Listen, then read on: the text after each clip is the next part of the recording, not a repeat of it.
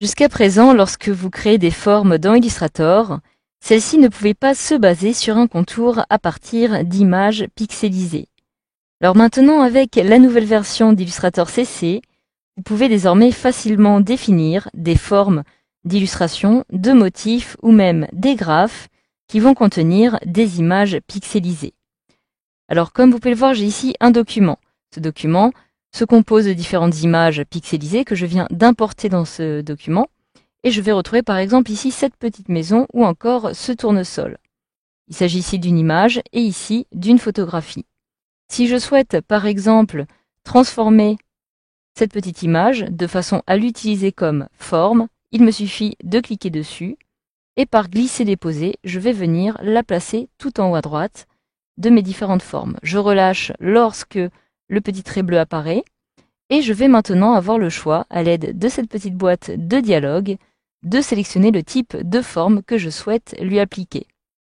Je peux alors choisir forme calligraphique, ou point du pinceau mais qui apparaissent actuellement grisé, forme diffuse, forme artistique ou forme de motif. Je vais choisir par exemple forme artistique dans un premier temps. Je clique sur OK pour valider et je vais maintenant avoir les différentes options de forme artistique que je vais pouvoir paramétrer. Donc, par défaut, je vais ici dans un premier temps pouvoir renommer le nom de ma forme. Je vais l'appeler par exemple maison, comme ceci.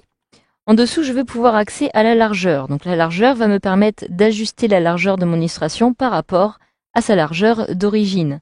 Je vais en fait redimensionner son échelle pour la rendre plus petite ou plus grande, etc., etc. Donc je vais pouvoir pour cela définir sa largeur en faisant glisser le petit curseur qui se trouve ici, ou alors, cette fois-ci, la largeur minimum et la largeur maximum.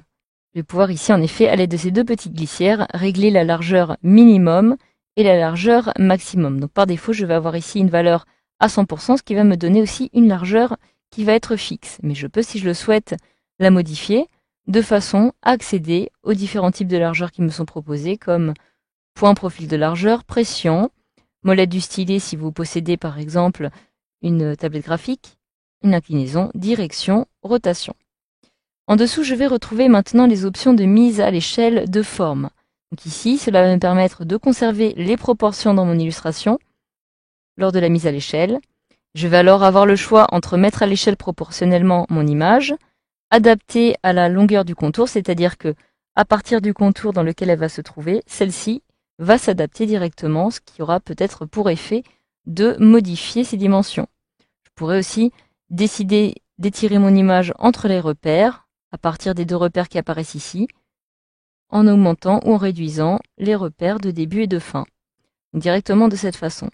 Alors je vais décider ici de conserver adapté à la longueur du contour. En dessous, je vais pouvoir maintenant spécifier le sens de l'illustration par rapport à la ligne. Donc si je clique par exemple ici sur contour de gauche à droite, je vais en fait définir l'extrémité du contour qui va correspondre au côté droit de mon illustration. En dessous, je vais pouvoir maintenant retrouver par exemple le mode de coloration. Donc cela va me permettre ici de sélectionner une couleur pour mon contour, mais aussi une méthode de coloration. Donc je vais pouvoir dans un premier temps sélectionner la couleur de mon choix ici. Et en ce qui concerne le mode de coloration, je vais pouvoir choisir sans, teinte, teinte et ombre ou saturation en fonction de l'effet souhaité. Donc je vais choisir par exemple teinte et ombre. Si vous cliquez sur la petite ampoule qui se trouve ici, vous pouvez d'ailleurs avoir un petit aperçu des différents modes de coloration qui sont proposés. Je clique alors sur OK pour valider. En dessous, je vais retrouver différentes options, horizontales et verticales. Donc ces options vont en fait me permettre de modifier la symétrie de mon illustration par rapport à la ligne. Donc je peux la choisir ici et je vais pouvoir aussi spécifier le type de chevauchement, tout simplement afin d'éviter que les sommets et les plis de mon objet ne se chevauchent. Donc je vais pouvoir ici choisir entre les différents types de chevauchement, soit en décidant de ne pas ajuster les angles et les courbes, soit d'ajuster aux angles et aux courbes pour empêcher les chevauchements. Donc je vais conserver celui-ci coché.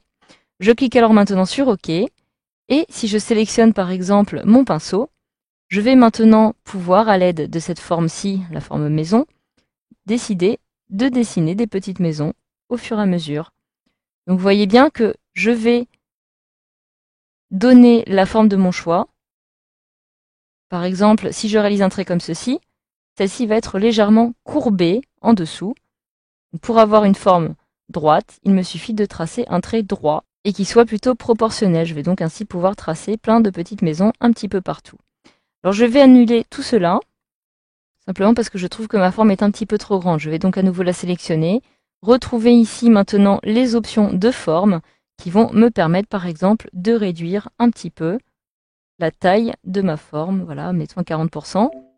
Donc comme ici j'ai actuellement cette forme qui est appliquée, je vais pouvoir choisir tout simplement de l'appliquer au contour ou de laisser les contours afin de ne pas modifier les différentes options. Je vais alors cliquer sur laisser les contours et je vais pouvoir maintenant dessiner à nouveau des petites maisons un petit peu partout comme ceci. Celles-ci sont de taille un petit peu plus petite.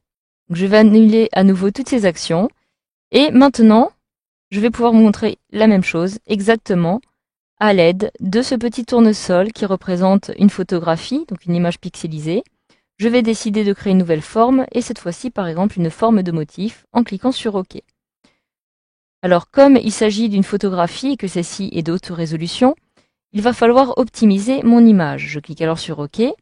Je vais retrouver ici la forme de motif qui va se créer automatiquement. Donc je vous propose de suivre d'ailleurs le module de formation définir les jointures des motifs, de voir comment procéder pour créer les angles.